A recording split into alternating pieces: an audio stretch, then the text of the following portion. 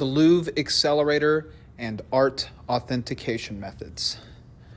For many centuries, art authentication has proven to be very difficult, especially due to the fact that there were no methods to determine what materials were made of, where the material originally came from geographically, and especially how to determine forgeries based off of these methods.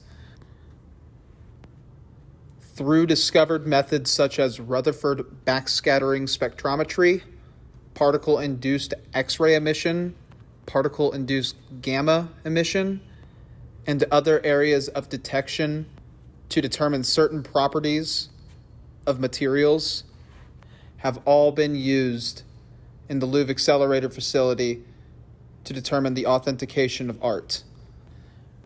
And as physics continues to advance, the improvements of the methods of detection have been increasingly overwhelming in the past few decades.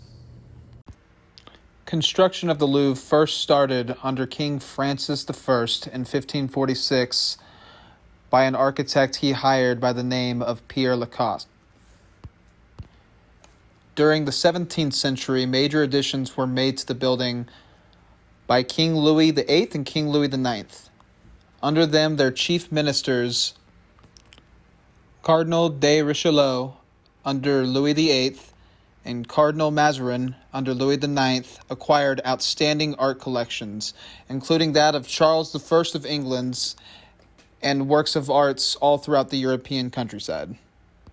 Closer to the 19th century, a committee of architects consisting of Claude Perrault and Louis Levaux and decorator and painter Charles Lebrun planned part of the Louvre, which is now known as the Colonnade.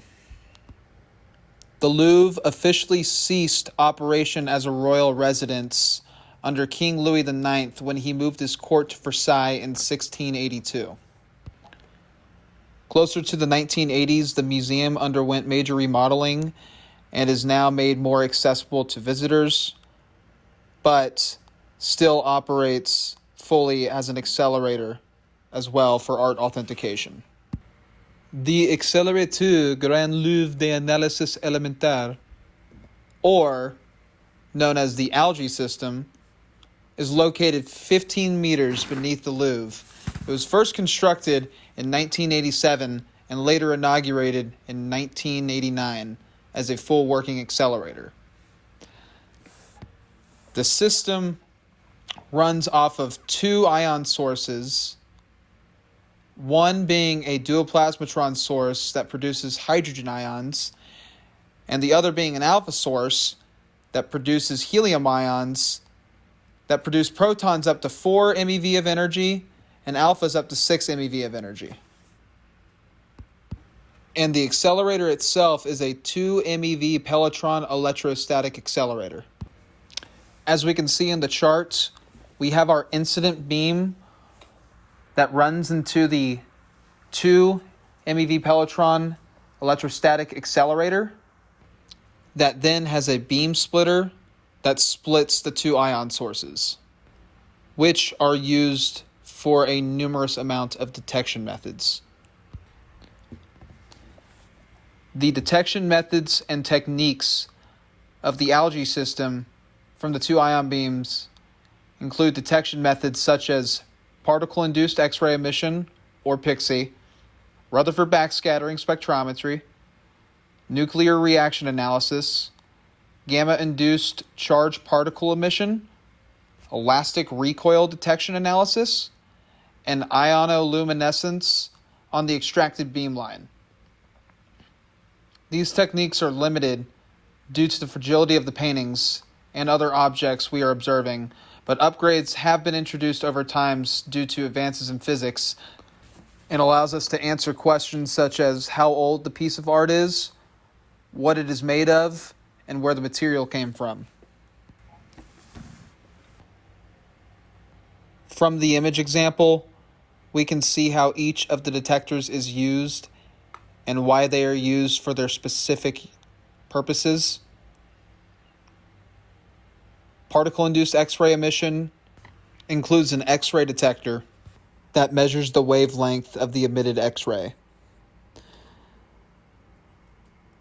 The particle-induced gamma ray emission detector detects gamma rays emitted from the source, allowing us to understand how old the source might be.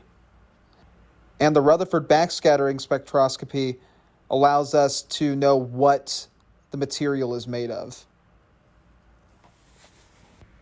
These useful methods help us answer questions we have concerning arts, including forgeries, degradation of arts, what caused the degradation, if it can be restored, or if the restoration of an art piece will bring back any value to it, or if it will make it decrease in value. As advances in physics have been made, better detection methods have been realized to determine certain properties. The multi-detector was added. Seismic imaging became more advanced through PIXI, RBS, and EBS.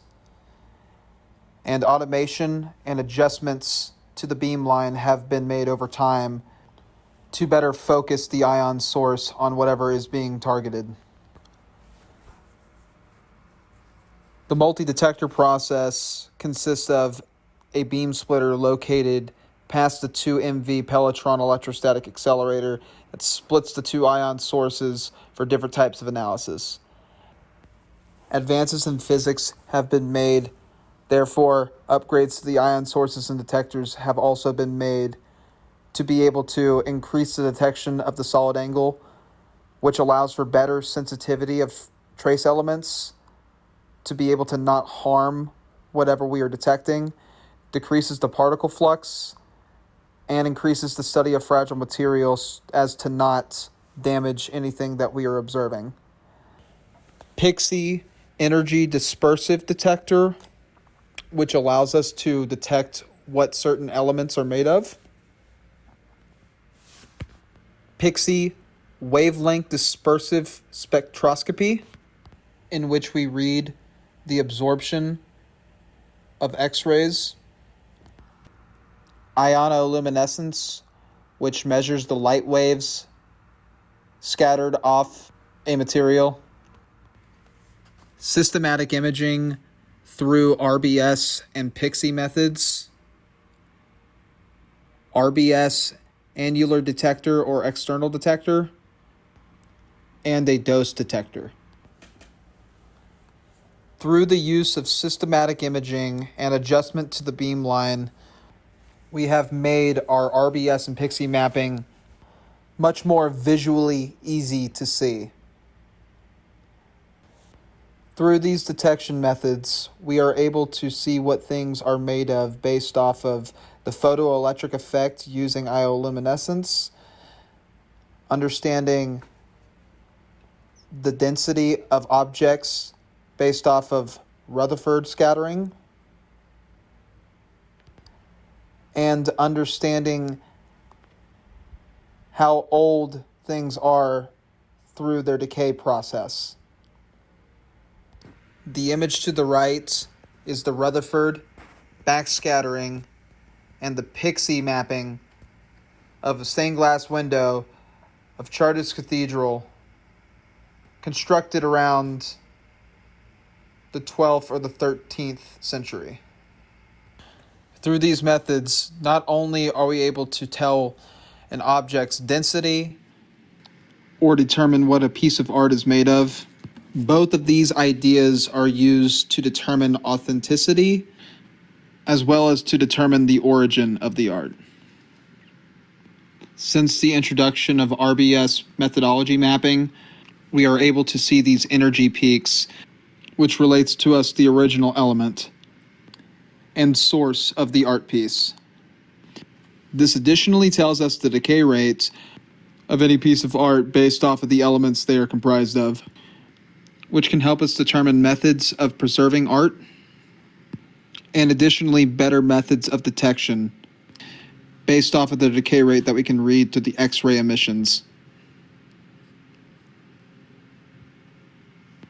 There are still upgrades to be made with the current algae system through advances in physics, though the methods we have now are far better than any previous methods we have had in the past.